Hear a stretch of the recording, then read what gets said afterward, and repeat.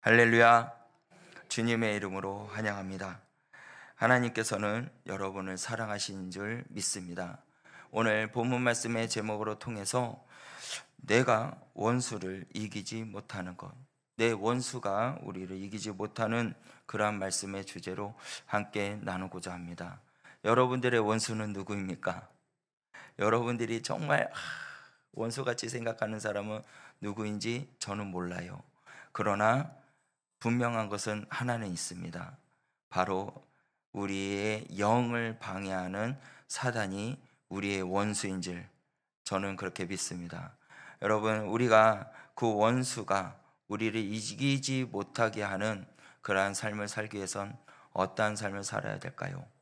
그 원수가 우리를 어떠한 공격을 한다 할지라도 우리는 그 믿음을 잃지 않고 삶을 살기 위해서는 어떠한 모습으로 나아가야 되는지 오늘 본문 말씀 시편 41편을 통해서 함께 말씀을 나누고자 합니다. 여러분들, 우리는 살면서요 예상치 못하는 일들이 많이 일어나게 됩니다. 그러한 예상치 못하는 그 일 가운데에서 때로는 공격을 받고 때로는 어떠한 사람을 통해서 믿었던 사람을 통해서도 배신을 당하고 그러한 일들이 일어날 때가 있다는 것이죠. 그럴 때 그 고통과 아픔 속에서 여러분들 어떠한 모습으로 나타나며 삶을 살고 있습니까? 그 모습을 인해서 다른 사람이 나를 배신할 때는 정말 말로 표현할 수 없을 정도로 큰 아픔이 오고요, 원수 같은 느낌이 오게 되고 심지어는 칼을 찔린 듯한 그런 고통이 있을 때가 있다는 것이죠. 그런데 오늘 본문 시편 41편이 다윗이 이와 같은 모습이라는 것입니다. 다윗이 이 같은 심한 고통 가운데 심지어는요 병중에 있습니다. 그 병중 가운데 가까운 친구 병중 가운데 있는데도 불구하고 가까이 믿었던 그 친구들에게도 배신을 당하고 그리고 조롱을 당하고 그리고 비난 속에서 그가 있었던 그 상황에 놓여있던 시가 써져졌던 게 바로 무엇이냐면 오늘 41편 말씀이라는 것입니다. 그래서 이 다윗이 믿음으로 고백한 말이 있습니다. 그 말씀이 우리 본문 말씀을 읽었지만 여러분들 10절 말씀에 가서 보면 뭐라고 말씀하고 있습니까? 10절 말씀에 가면 이렇게 말해요. 그러나 주 여호와여 내게 은혜를 베푸시고 나를 일으키사 내가 그들에게 보응하게 하소서. 여러분들 주 예수 그리스도께서 그 믿음의 힘을 주기를 뭐라고 했냐면 내 원수들을 이기게 하겠다라고 말씀하고 있는 거예요. 다윗의 고백은요, 이제는 주님이 내게 은혜를 베풀어 주셨으니까 나를 이렇게 세워주시고 나를 보응해 주시는 분 하나님이신 것을 고백하면서 말을 하기를 그 원수들도 11절 말씀에 가서 보면 그 원수들도 나를 이기지 못한다라고 그의 믿음의 신앙의 고백하는 모습을 볼 수가 있다는 것입니다. 여러분, 이 고백으로 말미암아 저와 여러분들의 고백이 되기를 원합니다. 이 고백은요 단순한 고백이 아니에요. 그냥 그렇게 하나님을 그냥 믿습니다 하는 게 아니라 전적으로 그 하나님의 언약과 약속과 그 모든 것을 신뢰하고 하나님을 온전히 의지하면서 나는 삶을 살겠습니다라는 선언과 공포하는 것과 같다는 것이에요. 여러분들의 삶 속에서 이렇게 고백을 해야 됩니다. 어떠한 원수들이 온다 할지라도 나는 이길 수 있다라는 걸 고백하며 선포하며 나갈 수 있는 저와 여러분들이 되시길 바랍니다. 그 선포 가운데 능력이 있다는 것이에요. 선포 가운데 하나님이 함께 하심이 있다는 사실입니다.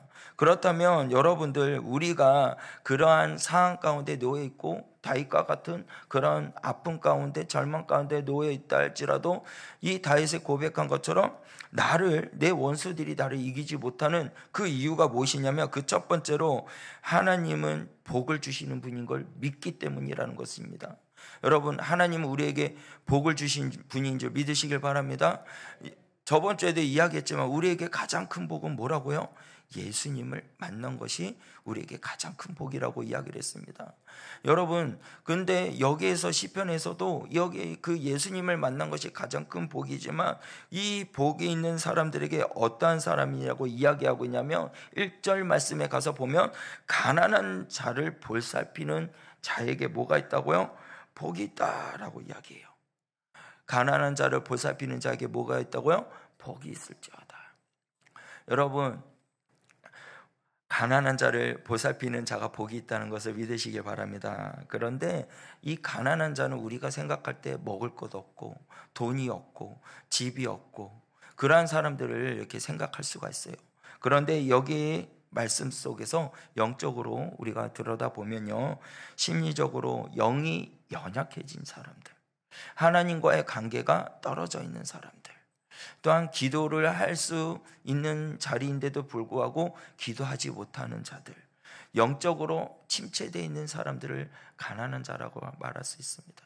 그러한 영적인 침체되어 있는 자들에게 어떻게 하냐면 우리가 그들에게 다가가서 영을 살릴 수 있는 아버지의 근원의 말씀을 선포하는 자가 복이 있다라고 말씀하고 있는 것입니다. 여러분들 주위에 사람들을 한번 보세요.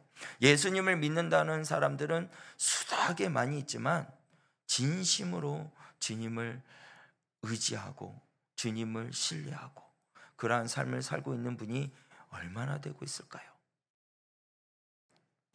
말씀 속에서도 그렇지만 다 주여 주여 하는 자마다 다 천국에 가지 못합니다. 그 뜻대로 행하는 자야 천국에 가는 줄 믿으시길 바랍니다.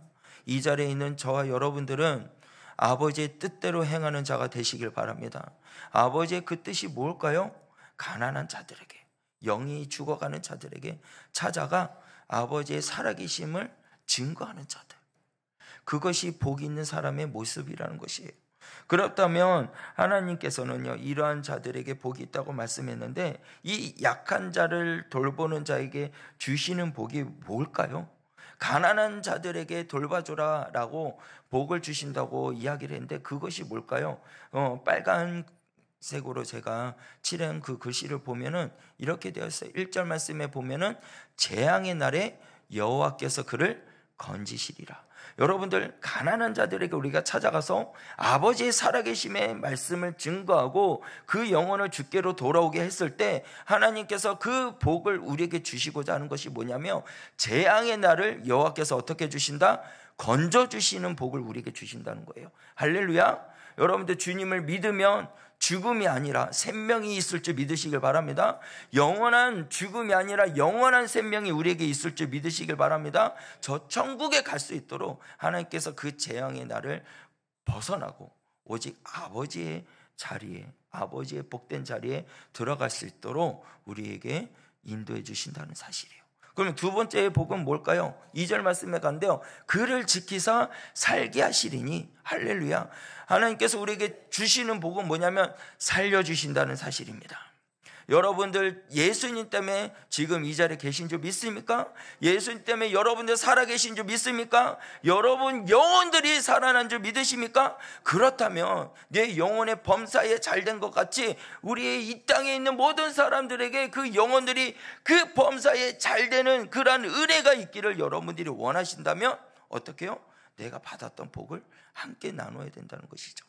그래서 하나님께서는 그러한 자들을 어떻게 지켜주신다는 거예요. 그리고 살도록 인도해 주시다는 거죠. 그럼 세 번째 복은 뭘까요? 빨간색 글자 마지막 3절 말씀을 다 같이 읽겠습니다. 시작.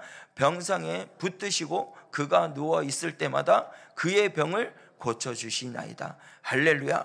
이제 가난한 자들에게 우리가 그들에게 찾아가서 하나님의 말씀을 선포하고 그 영혼을 주께로 인도하는 자에게 복이 있다는데 그 세 번째 복이 뭐냐면 병상을 붙들어 주십니다. 할렐루야. 누워있는 자를 일어나게 해주십니다. 할렐루야. 그 병을 고쳐주시나이다. 하나님께서 그렇게 해주신다는 거예요. 여러분들 믿으시길 바랍니다.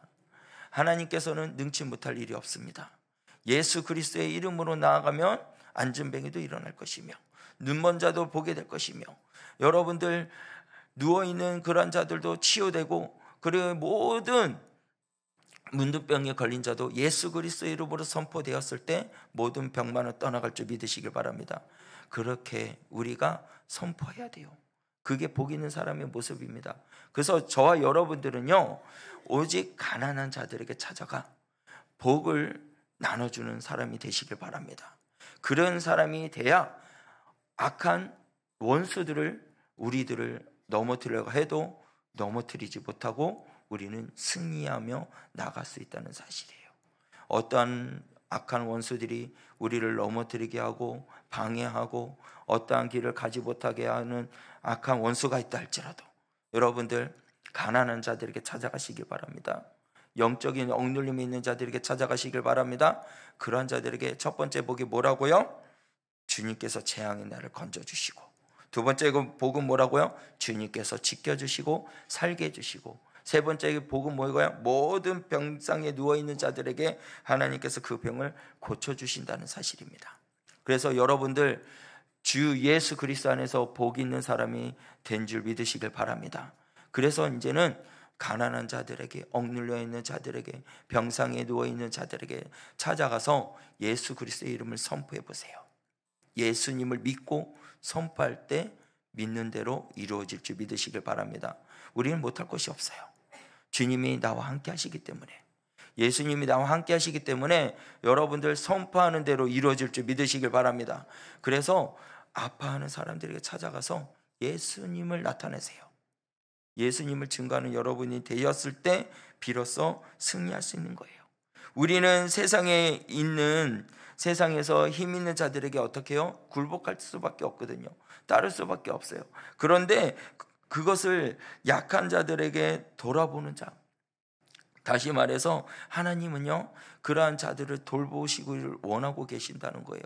세상에 억눌려서, 그러니까 거기에서 세상에 있는 것을 따라가는 자들에게 하나님은 지켜보고 계시거든요.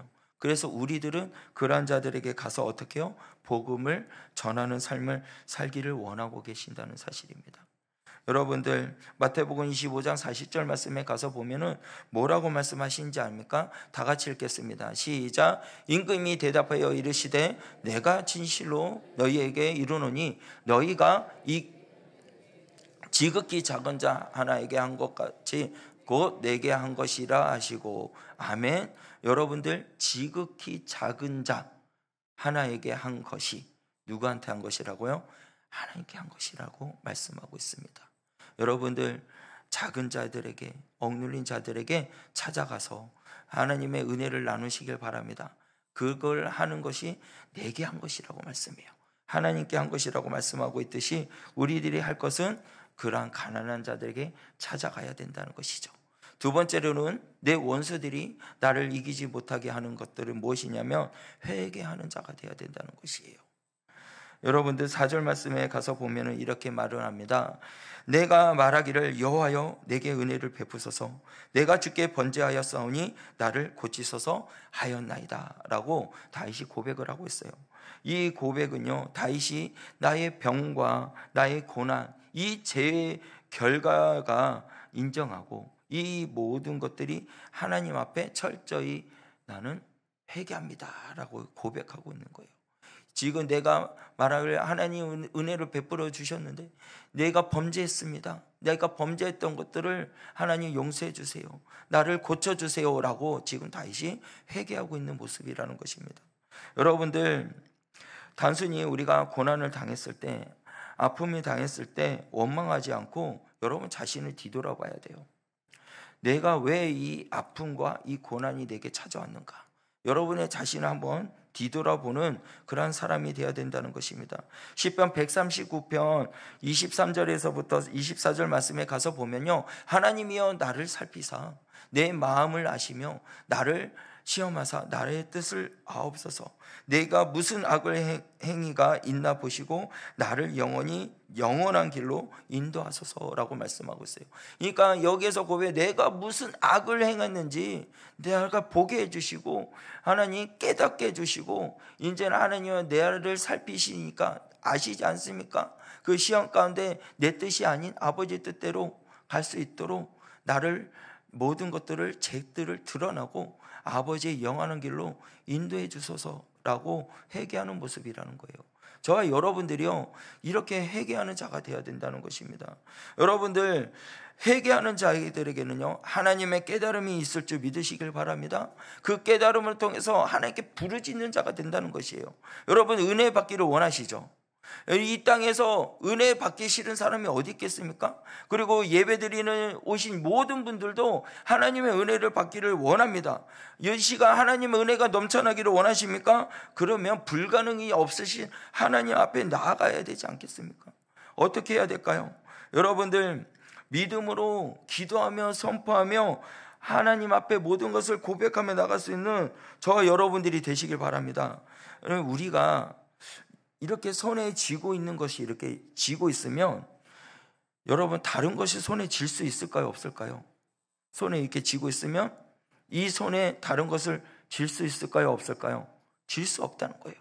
이걸 버려버려야 된다는 거죠. 손아귀에 놔야 다른 것을 쥘 수 있다는 겁니다. 여러분들, 제가 이 이야기를 왜 하냐면요, 여러분들 마음속에 제약이 가득 차 있으면 다른 것이 들어올 수 없다는 거예요. 여러분들 제약을 버리시길 바랍니다. 그 제약을 버릴 수 있는 것은 회개밖에 없다는 거예요. 그 회개를 해결하는 것이 누구한테 해결받을 수 있을까요? 우리 주 예수님밖에 없다는 것입니다. 여러분들 이 시간 주 예수 그리스도 십자가 앞에 나아가시길 바랍니다. 그리고 여러분들의 모든 짐을 주의 그리스도의 십자가 앞에 내려놓으시길 바랍니다. 그러한 자가 해결받는 것이고, 그러한 자가 은혜를 받는 것이고, 그러한 자가 하나님의 풍성한 열매를 맺을 수 있는 믿음의 사람이 될 수 있다는 것입니다. 손에 가지고 있는 거 내려놓으세요. 마음에 가득 채워져 있는 건 주님보다도 좋아했던 것들 모두 다 내려놓으시길 바랍니다. 십자가 앞에 여러분들 솔직하게 내려놓고 죄에 대해서 주님께 고백하고 용서하고 구하며 나아갈 때 주님께서는 용서해 주십니다. 그 용서를 구하며 나가면 그 자리의 빈자리가 누가 무엇으로 채워질까요? 성령의 충만함으로 채워진다는 것이죠. 성령의 열매로 가득 채워지는 은혜의 자리가 된다는 사실이에요. 여러분들의 마음의 자리가 성령의 충만함의 자리로 가득 채워지시기를 주님의 이름으로 간절히 축원합니다. 그러한 사람이 되기 위해서는요, 여러분들 말씀을 기억해야 돼요. 그래야 아버지 앞에 어떻게 해요? 모든 깨달음 속에 일어난다는 거죠. 여러분이 무엇으로 깨달을 수 있어요? 말씀으로 깨달을 수 있어요. 율법으로 통해 죄가 어떤 것인지 알 수가 있습니다. 그러나 율법은 우리의 모든 죄를 용서해 줄 수 없고 해결해 줄 수가 없어요. 우리의 모든 것을 해결해 줄 수 있는 것은 오직 예수님밖에 없습니다. 여러분들, 그 예수님만을 나의 율법으로 죄를 드러나게 하고, 그리고 나의 모든 죄를 주님 앞에 나아가 주의 그리스도의 십자가 앞에 내려놓고 예수 그리스도의 보혈의 피로 말미암아 모든 죄가 씻음과 나음을 받고 성령 충만함을 받으며 삶을 사는데 부족함이 없는 저와 여러분들이 되시길 바랍니다. 그래야 하나님의 풍성한 은혜를 누리며 삶을 사는 사람들의 모습이 된다는 것이에요. 여러분들, 원수들이 나를 아프게 하고 힘든다 할지라도 그 원수들을 나를 이기지 못하는 이유는 내가 회개의 자리에 들어갔을 때, 그리고 나의 모든 삶을 주님 앞에 내려놓았을 때 주님께서는 나를 어떻게 해요? 지켜주신다는 사실입니다. 십자가 앞에 나아가시길 바랍니다.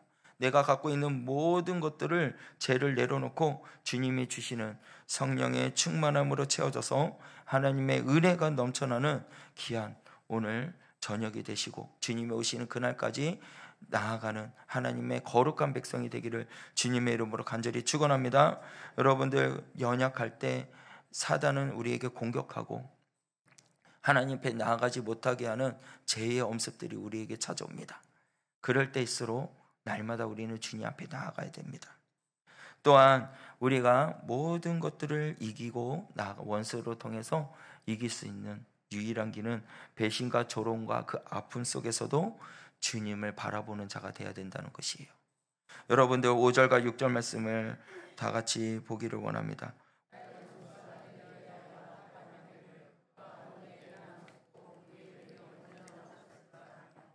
나를 보러 와서는 거짓을 말하고 그의 중심에 악을 쌓았다가 나가서는 이를 널리 선포하며. 아멘. 여기에서 보면요, 이제는요, 다윗이 어떤 일을 당했냐면요, 내 원수들이 나를 어떻게 하면 욕을 하고 있다는 거예요. 원수들이 나를 욕을 하고 있고 그 일들이 언제까지입니까? 그 일이 언제 없어집니까? 그 일들이 어떻게 됩니까? 그리고 나서 6절 말씀에 가서 나를 보러 와서 거짓을 말하고 그리고 중심에 악을 쌓았다가 나가서 이를 널리 선포한다. 이 말은 뭐냐면요, 이제는 나한테 와가지고 거짓말도 하고 이렇게 당신은 최고입니다, 이렇게 좋은 말을 했다가 다른 데 가서는 어떻게요? 안 좋은 말을 한다는 것을 말하고 있는 것이에요. 여러분들 어떻습니까? 다른 사람들 앞에서는 당신은 정말 착한 사람이에요, 당신은 좋은 사람이에요. 그런데 뒤에 가서 다른 사람 앞에서는 저 사람 왜 저래, 정말 나쁜 짓 하고 있네, 왜 이렇게 해야지, 이런 말을 한 적이 있습니까 없습니까? 이런 사람들이 많이 있다는 거죠. 앞에서는 좋게 말하지만 뒤에 가서는 안 좋게 말하는 것들, 이것이 바로 조롱이라는 거예요. 그리고 7절과 8절 말씀에 가서도 보면 뭐라고 말합니까? 나를 미워하는 자가 다 하나같이 내게 대해서 수군거리고 그리고 나를 해하려고 이르기를 악한 병이 그에게 들었으니 이제는 그가 이제 눕고 다시 일어나지 못한다. 이제는 저 사람은 더 이상 일어날 길이 없다. 그러니까 앞에서는 좋게 이야기하면서 뒤에서는 온갖 조롱을 하고 온갖 악한 말을 하고 비유하는 말들, 그런 배신하는 말들을 하게 되는 거예요. 또 절정적인 배신이 무슨 말씀인지 압니까? 9절 말씀에 가서 보면은 절정적인 배신의 말을 합니다. 뭐라고 말합니까? 내가 신뢰하여 내가 떡을 나눠 먹던 나의 가까운 친구도 나를 대적하여 그의 발꿈치를 들었나이다 라고 말씀하고 있어요. 여러분, 떡을 나눠 먹었다는 것은 무엇이냐면 정말 가까이 있는 사람을 말하는 거예요. 정말 친근히 있는 사람들, 여러분들 밥을 같이 먹은 사람들은 가까이 또는 친한 사람들하고 같이 밥을 먹지 않습니까? 그걸 믿을 사람들하고 같이 밥을 먹는데 이 다윗도 그러한 사람과 같이 밥을 먹었어요. 떡도 떼어 먹고 나눠 먹는 사이였어요. 근데 그 친구가 어떻게 했냐? 대적한 자가 되었다는 거예요. 왜? 배신했다는 거죠. 여러분, 같이 가까운 친구가 나를 배신했다는 거죠. 그리고 뒤에 말씀에 발꿈치를 들었나이다 라는 말씀이 나왔어요. 이건 뭐냐면 반역했다, 배신했다라는 말이에요. 그래서 이 신약에서도 가룟 유다도 예수님을 배신하는 말씀이 나오죠. 요한복음 13장 18절 말씀에 가서도 보면은 이제는 내 떡을 먹는 자가 내게 발꿈치를 들었다라고 이야기하는 말씀이 나옵니다. 그러니까 배신한다는 거죠. 가룟 유다가 나를 배신한다라는 말을 하고 있습니다. 여러분, 우리가 신뢰하던 사람이 등을 돌릴 때 우리가 해야 할 일은요, 그 하나님께 모든 마음을 쏟아부어야 된다는 것이에요. 그 변한 사람을 바라보면 안 된다는 것입니다. 그 사람을 배신한 사람을 보고 나를 조롱하는 사람만 보고 나를 아프게 하는 사람만 보면은 계속 상처만 오고 아픔만 오고 힘듦이 오게 된다는 것이죠. 그럴 때 원수가 나를 공격했을 때 넘어지게 됩니다. 그러나 여러분들, 주님을 바라보는 영혼이 되시길 바랍니다. 주님을 의지하는 저와 여러분들이 되시길 바랍니다. 그럴 때 비로소 어떤 원수들이 나를 공격한다 할지라도 나를 지켜주시는 나의 반석이신 하나님께서 나를 보호해 주신다는 사실이에요. 여러분들, 영국의 엘리자베스 1세의 친한 신하에게 배신을 당하는 그런 일이 있었습니다. 근데 엘리자베스가요, 어떻게 했냐면요, 하나님 앞에 기도했어요. 하나님, 저를 도와주세요. 그러면서 그의 고백 속에 뭐라고 이야기했냐면, 사람들은 나를 배신할지언정 하나님은 나를 배신하지 않고 영원히 신실하신 분이신 줄 나는 믿습니다. 주님을 의지하는 사람이 되게 하여 주시옵소서. 그렇게 고백했더니 배신하는 사람들을 보지 않고 신실하신 하나님만 바라보는 영혼이 되어서 더욱더 그 나라를 강건하게 세워지는 그러한 여왕이 되었다는 사실입니다. 여러분들, 하나님은요, 신실하신 분입니다. 변함이 없으신 분이며 약속을 지키시는 분입니다. 그래서 그 하나님을 우리는 바라봐야 된다는 것이에요. 다른 그 사람들을 바라보면 분명히 사람은 배신합니다. 여러분들, 가장 친한 가족들도요, 돈 앞에는요 무너지게 돼 있어요. 진짜로 돈 많은 부자들이요 있는데 갑자기 부모님이 돌아가면 뭐 때문에 싸운지 아십니까? 재산 때문에 싸운대요. 그래서 저는 재산 없는 게 참 감사한 것 같아요. 재산이 없어서 뭐 싸울 일도 없고 오직 하나님만 바라볼 수 있게 해주시니 얼마나 감사한지 모릅니다. 여러분들, 주님이 우리의 능력이 되신 줄 믿으시길 바랍니다.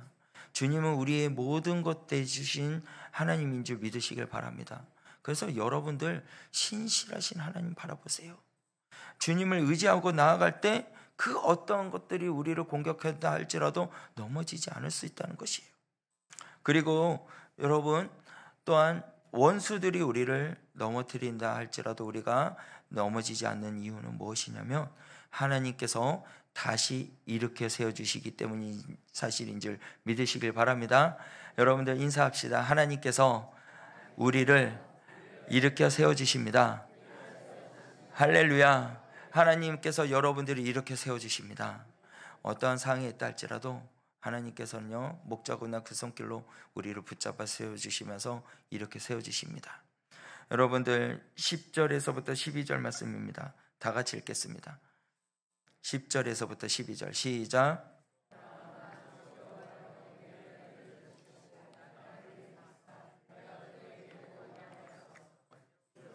이에 원수가 나를 이기지 못하오니 주께서 나를 기뻐하시는 줄을 내가 알았나이다.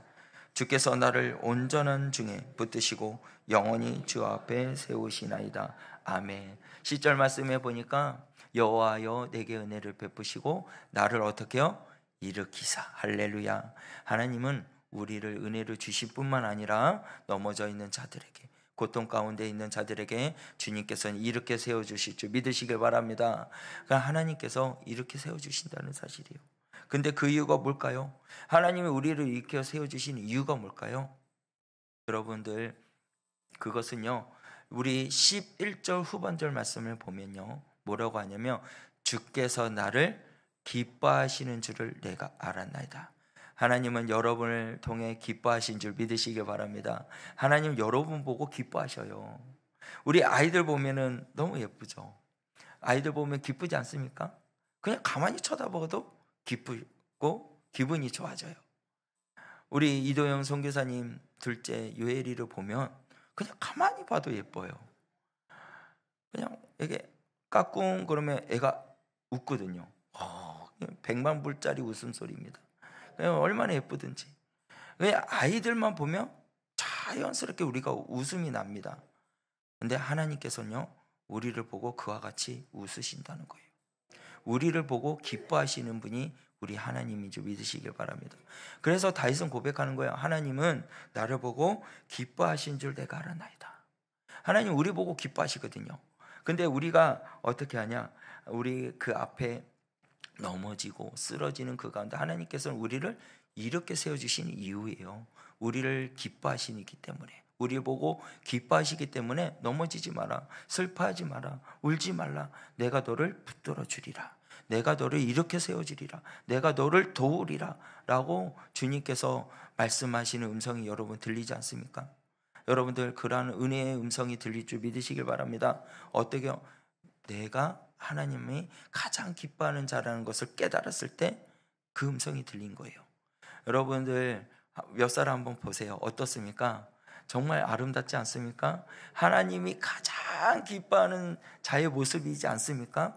할렐루야. 하나님께서는 여러분을 보면서 가장 기뻐하신다는 사실이에요. 그래서 내가 주를 보면서 기뻐하는 줄 아노니, 그 다음에 상반절 11절 상반절 말씀에 가서 보니까 뭐라 그래요? 내 원수가 나를 이기지 못한다라는 거예요. 왜요? 주님이 나와 함께 하시기 때문에 내 원수가 나를 이기지 못한다는 거예요. 여러분들 믿으십니까? 하나님이 나와 함께 하십니다. 그래서 저와 여러분들은요, 온전히 주님을 신뢰해야 돼요. 주님만을 바라봐야 됩니다.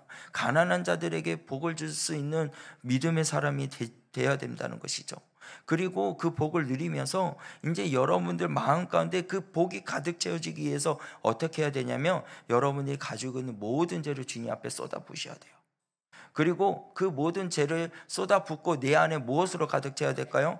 아버지의 말씀으로 가득 채워져야 돼요. 성령의 충만함으로 가득 채워서 그 다음에 여러분들이 나아갈 것이 뭐냐면요, 이제는 세상이 나를 어떠한 공격을 하고 핍박을 주고 아픔을 준다 할지라도 누구를 바라봐라? 하나님을 바라봐라. 하나님을 신뢰하는 자가 돼야 된다라는 거죠. 왜요? 나를 이렇게 세워주신 하나님이 계시기 때문에 주님을 신뢰하는 자가 되었을 때 비로소 어떻게 나의 모든 원수들이 나를 이기지 못하는 은혜가 일어날 줄 믿으시길 바랍니다. 그러한 사람이 되기를 원하십니까? 그러면 전적으로 주님을 의지하셔야 됩니다.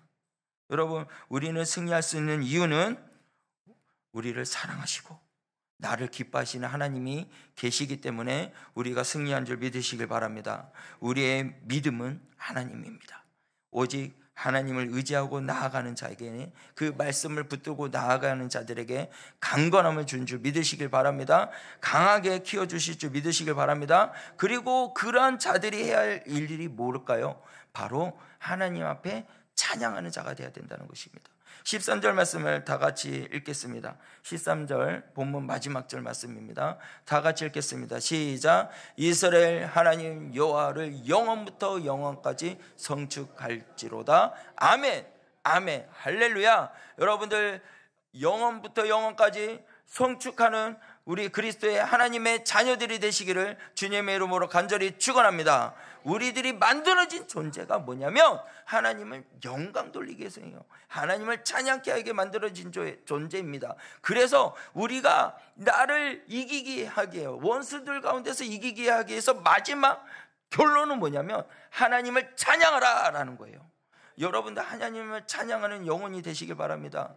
그러나 찬양하는 가운데 하나님의 놀라우신 은혜가 일어날 줄 믿으시길 바랍니다. 찬양 가운데 죽어가는 영혼도 일어날 줄 믿으시길 바랍니다. 여러분, 우리 이스라엘 살로 찬양팀이 이스라엘 갔을 때 무엇을 했어요? 찬양을 했다는 거예요. 하나님 앞에 찬양으로 기쁨으로 영광 올리며 나아갔더니 그곳에 있는 모든 사람들이 다 같이 찬양을 하고 하나님 앞에 영광 올리는 은혜가 있었다는 거죠. 누가 그 일을 해내셨냐? 바로 우리 하나님이 하셨다는 거죠. 우리 예수님께서 그곳에 함께 하시고 성령께서 그곳에 함께 하시고 그들을 통하여서 찬양의 입술을 열게 하시고 죽어가는 악한 영혼들은 떠나가게 하시고 하나님의 놀라우신 은혜가 일어나게 해주신 그 은혜가 무엇이냐? 마지막 우리가 하나님께 영광을 돌렸을 때, 하나님 앞에 기쁨을 드리는 자가 되었을 때, 그때 어둠은 떠나가게 된다는 것입니다. 여러분들, 우리는요 예수님과 함께하기 때문에 모든 것을 넉넉하게 이긴 줄 믿으시길 바랍니다. 그래서 여러분은 봐봐요, 승리자입니다. 예수 안에, 그리스도 안에서 승리자입니다. 예수님은 사망의 모든 권세를 무너뜨리시고 이제는 승리하셨어요. 승리하신 예수님이기 때문에 예수님과 함께하는 자들은 단연히 어떻게 해요? 단연히 승리한다는 것입니다. 여러분, 승리는 내 것인 줄 믿으시길 바랍니다. 승리는 내 것일세, 승리는 내 것일세. 그 다음에요, 구세주의 보혈로서 승리는 내 것일세. 아멘. 여러분들, 구세주의 그리스도의 보혈로 말미암아 승리가 우리의 것인 줄 믿으시길 바랍니다. 그것이 어떻게? 예수님을 신뢰하는 자들에게, 예수님을 의지하는 자들에게, 오직 내 원수들이 나를 이기지 못하는 것은 신뢰하는 예수님, 하나님이 있기 때문에 원수들은 나를 이기지 못하는 거예요.